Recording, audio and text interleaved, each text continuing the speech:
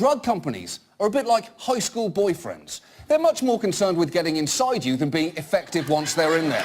With the exception of CBS, every major media outlet in the United States shares at least one board member with at least one drug company. Drug companies spend about $5 billion a year on advertising with these corporate media outlets.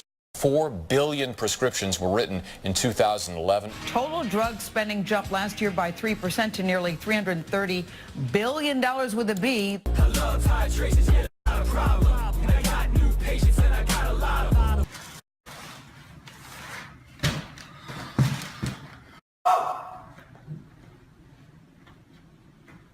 Hydration, yeah, that's not a problem. The Hippocratic Oath clearly states, first do no harm unless harming is extremely profitable, then harm, harm, harm.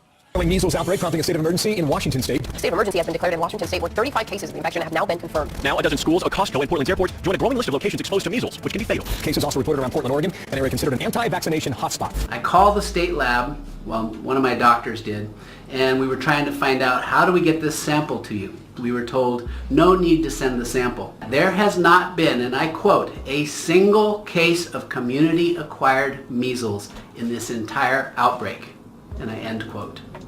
So they did not even want a sample from a child who had been exposed, was at the Blazers game where the measles person had been, and had possible measles. They weren't even interested in looking for the sample because they knew there hasn't been a single case of community-acquired measles.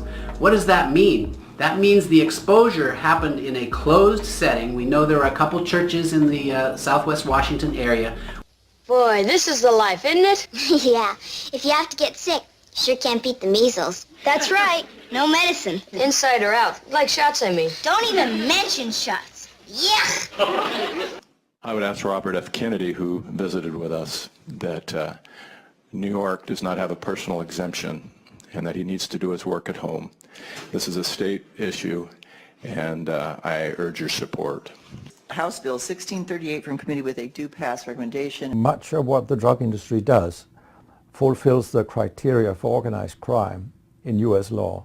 They corrupt everyone they can corrupt. They have bought every type of person, even including ministers of health. We will not let this manufactured crisis go to waste. We will stand firm in truth, and we will expose the lies, and we will not rest until we separate pharma and state.